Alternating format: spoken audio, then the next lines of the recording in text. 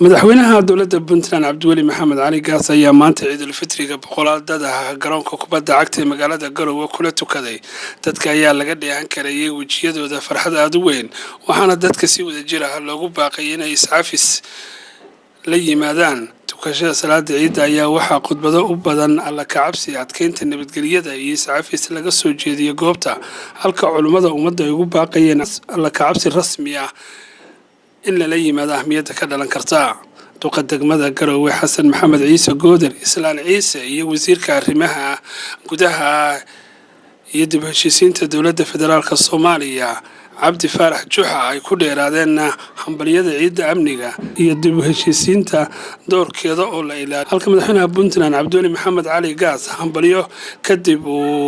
waxa uu ku sheegay dariska gacan ka geysanaya gacansiinta xarakada al-shabaab oo dagaal kula jira Puntland ay uga digayaan ciid wanaagsan hambaliyo waxaan rajaynayaa in Ilaahay sanadkiisa kale inuu ku geeyo caafimaad iyo barwaaqo iyo bashbash waxaan ummadda Soomaaliyeed meel kasta ay joogaan ba ugu baaqayaa inay iscafiyaan inay isu tanaasulaan inay heshiiyaan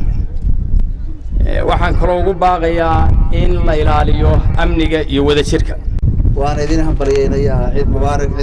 mubaarak waxaan si gaar ah u hambalyeeynaa ciidamada qalabka sida ee Puntland waa amni Ilaahay fadligiisa ku ahaatay isaga ayaa mahadda iska leh waxaan ka xumay inay jiraan dad dariskeena oo aad moodo inay taageerada shabaab ay waqti ku iibsanayaan waan ka xumahay waxaan u jeegayaa soo wax tirada la yiri in abay sakuriyo adiga waay cid u dambaysa oo shabaab dhibaateynay inay tahay kuwa ayagu hadda ama maciin biday ama raba in anaga nagu dhibaateeya weeye kuwa runtii dhibtu ku dambeyn doonta saasaan u sheegaya waxaan rabnaa marka dariska iyaga inaanu nabad ku wada noolaano inaan la isku fidnayn shabaab oo la isku taageerin ayaan anigu ku baaqaya Ahmed Sham Hon Cable TV